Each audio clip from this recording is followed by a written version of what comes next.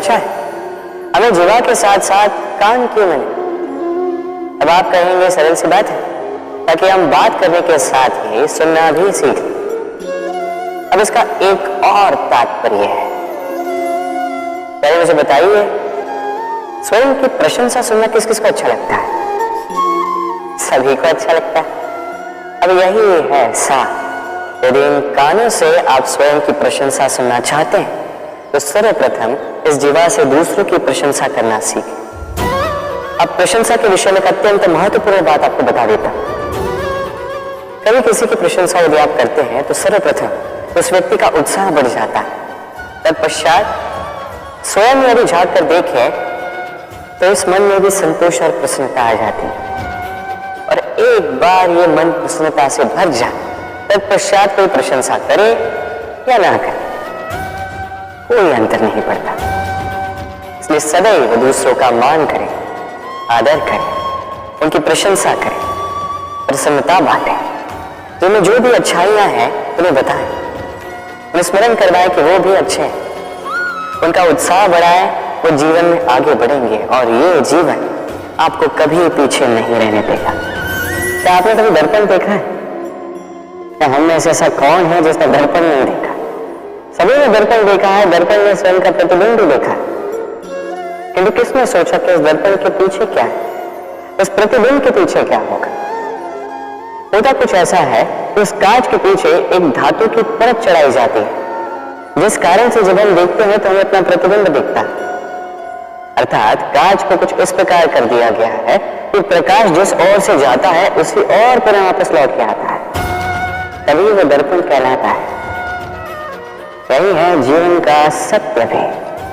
यदि हम अपना पूरा ध्यान केवल लक्ष्य की ओर केंद्रित करते हैं, यहां वहां नहीं भटकते हैं, तो न केवल हम अपना लक्ष्य प्राप्त करने में सफल होते हैं, बल्कि हम दूसरों का मार्गदर्शन करने में भी सफल होते हैं।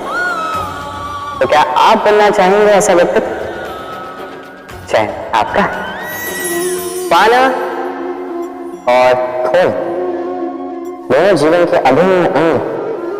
हम कुछ पाते हैं, कुछ खोते भी, कुछ सपने साकार होते हैं, कुछ लक्ष्य अधूरे भी छूट जाते हैं। जीवन में होता है, हर एक को जीवन में होता है। तो जब भी हम किसी से मिलते हैं, हम कौन सी बातें करते हैं? हम उसी की बात करते हैं जो हमने खोया है। स्वयं भी दुखी होते हैं, सामने वाले को मिलकर भी दुखी कर जाते हैं।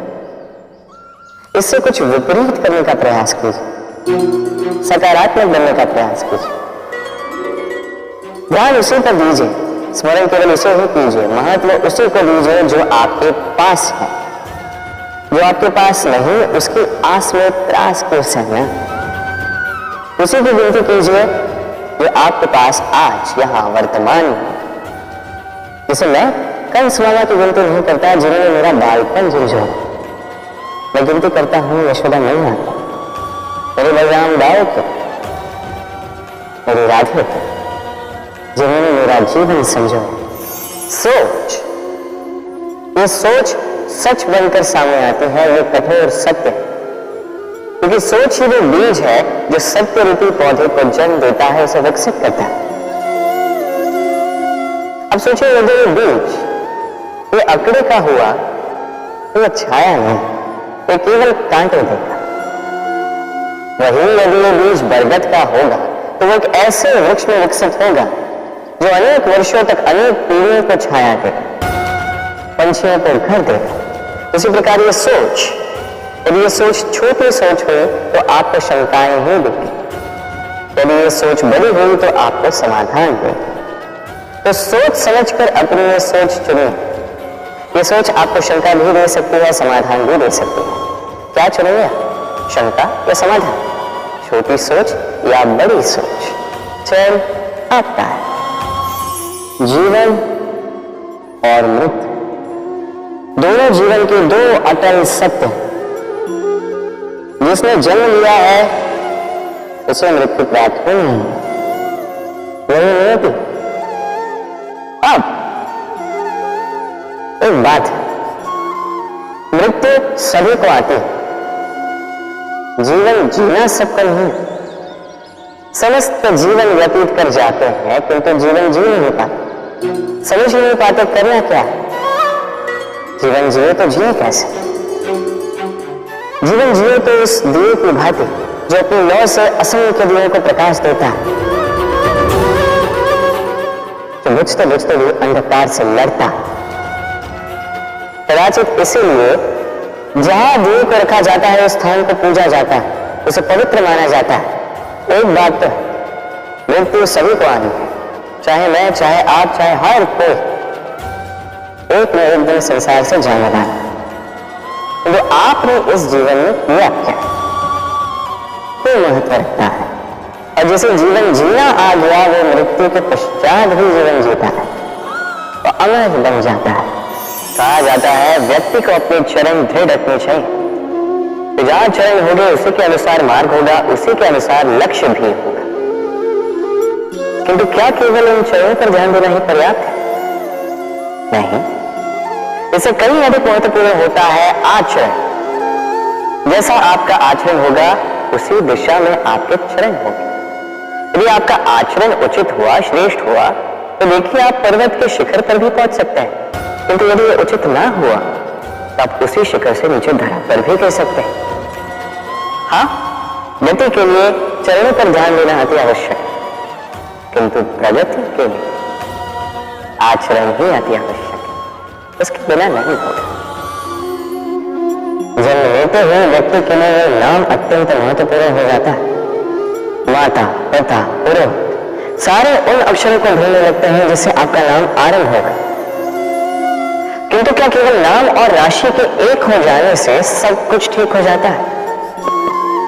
कदापि नहीं। यदि आपके कर्म ये महत्वपूर्ण होते हैं, अन्य कुछ भी नहीं। देखिए, नियति भी आपके कर्मों के अनुसार ही आपका भविष्य नियत करती है। यदि आपको उदाहरण दूं, सोचिए, एक है राम और एक है रावण। दोनों का नाम आरंभ होता है रा से, किंतु एक को मिला भयानक अंत और एक समस्त ब्रह्मांड के अंतर्मन में बस गया। इसमें लिखिएगा ये नाम नहीं, ये कर्म श्रेष्ठ है। यदि आपके कर्म श्रेष्ठ है तो आपका नाम कुछ ऐसा बनेगा कि संसार में कोई मिटा नहीं पाएगा। कई बार जब हम कर्म करते हैं, सफलता प्राप्त करते हैं, कठिन परीक्षाओं पर उत्तीर्ण होते हैं, बड़े कार्य करते हैं, हमें लगता है कि संसार से थोड़ी प्रशंसा हमें मिलनी चाहिए, अच्छा लगता है। कई बार हमें लगता है ये हमारे कर्मों का फल भी है, हमें आनंद देता है। किंतु जब हमें प्रशंसा नहीं मिलती तब क्या होता है? हम दुखी हो जाते हैं, टूट जाते हैं। ऐसा लगता है किसी को हमारी चिंता ही नहीं है। ऐसा लगता है हमारे आनंद में किसी और को आनंद मिलता ही नहीं है। अनेक विचार आते हैं। किंतु मैं आपसे एक प्रश्न पूछता हूं, अब जो भी कार्य करते हैं, जो भी कर्म करते हैं, क्या केवल प्रशंसा के लिए करते हैं?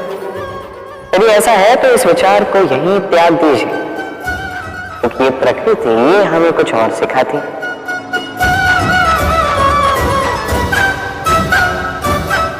इस पुष्प को देख लीजिए,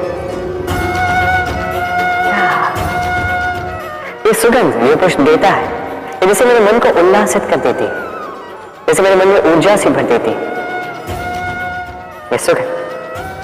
किंतु विशेष बात तो यह है कि पुष्प को ये कार्य करने के लिए किसी प्रशंसा की आवश्यकता नहीं है। यही है प्रकृति की सीख। जो सच्चा होता है, जो सत्कर्मी होता है, उसे प्रशंसा की आवश्यकता ही नहीं, क्योंकि उसके कर्म ही उसकी सुगंध होते हैं। देखिए, इत्र जो है वो नकली फूलों पर लगाया जाता है, सच्चे फूलों को इसकी आवश्यकता ही नहीं। इसी प्रकार आप भी कर्म करते जाइए एक शुभ भाव के साथ। इस मन को सदैव शांत रखिए, साफ रखिए।